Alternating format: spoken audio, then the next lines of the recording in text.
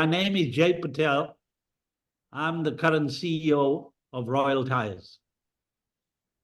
My career began in January of 1973 when my dad passed on. And in order to look after the interests of my family, I was thrust into the business. I started off filling petrol. We had a service station. We had different departments. We had a service station. We had a tire fitting bay. We had a spares department. We had workshop, and we had the retreading factory. So I started off being a tire salesman, started learning about tires and all related things to do with that.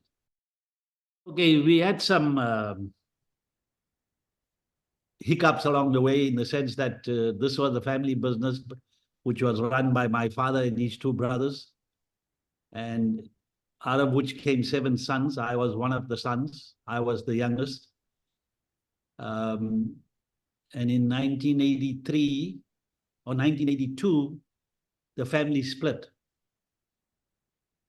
And I was put together with 3 of my other cousins. So there were 4 of us together that ran Royal Tyres. Well, it was Royal Vulcanizing then. There was also another hiccup in that where we were positioned in Epsom Road, the Group Areas Act took the property away from us. It was a 2-story building, ground floor, first floor, and second floor. And they gave us an alternate site 30 kilometers away in Chatsworth. And it was nowhere near the size of what we had. I knew then that we were in this location for 30 odd years. So we had built up a sound customer base. And no matter how loyal the customers were, I don't think they were going to travel 30 kilometers to put on a set of tires. So I knew then that I had to find a place in and around Durban to keep that clientele. I started looking. I must have seen about 80, 90 different premises, and finally settled for the premises where we're in now, in Amgeni Road. But at the time, we only occupied 15% of the area that this building was. And our rental at that time was 5,000 Rand a month. You're talking in 1983. And we built the business from there. We started running out of space, and we started occupying more and more of the building that we were in.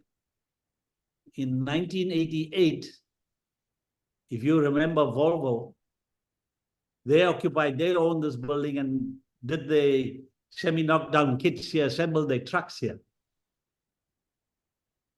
And the Swedish government asked them to pull out of South Africa because of their apartheid policies.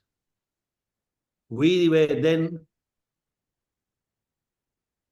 well, we spoke to the owners and agreed that, okay, we want to buy the building.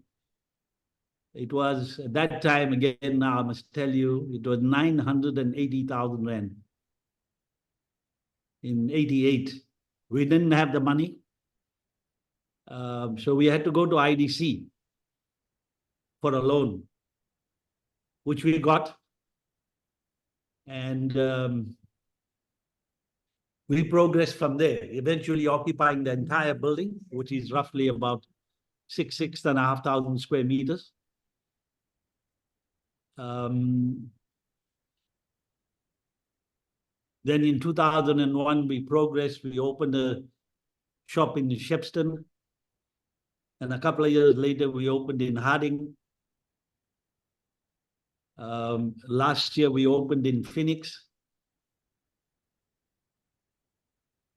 And this year, in fact, this month, we opened in Joburg.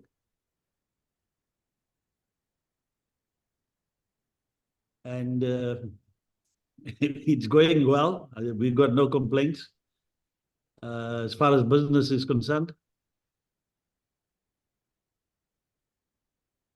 I must say that we conduct ourselves with the utmost of integrity, honesty, uh, give good advice, and obviously the tire prices have to be right. And with our buying power, I think we managed to do that very well. Okay, the best advice was given to me by my two friends who at the time were just qualified as CAs. And when this split happened with the family, we never had money, as I explained to you earlier. The one thing they told me is that don't let the factory go. You must try and bid for the factory. When we went to the accountants said, look, there's two parties. So we're not going to go into an auction and things like that. You do a tender, you bring the envelope to me on a certain day at a certain time, we'll open the bids. Whoever's got the higher bid will take the equipment. And we are fortunate. We had the higher bid and we got the equipment.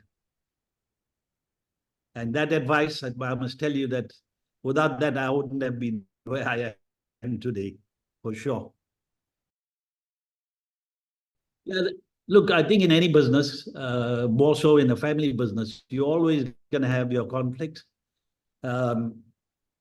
Fortunately, that for my kids, that I'm still here and I try and overcome those conflicts to the best that I can, and up till now it's worked.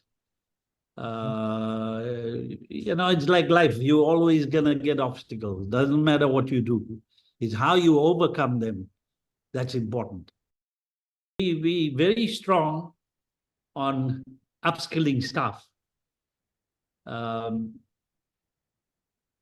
It's an ongoing thing. We continue to upskill them right from the lower levels to the higher levels. And I don't have to tell you what that does to you as a company.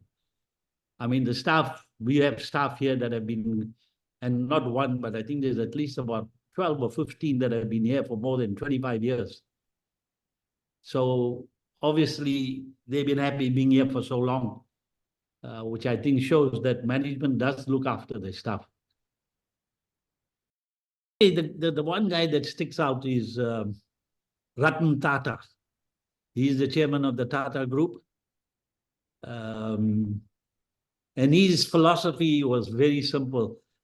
Every year, he gave a percentage of his profits to charity. I haven't heard of that in any other company. Yeah, look, we're on a growth path at the moment. So, if you take last year to this year, to give you an idea, we've doubled our profits. So, I mean, that in itself will tell you the direction that we're going in.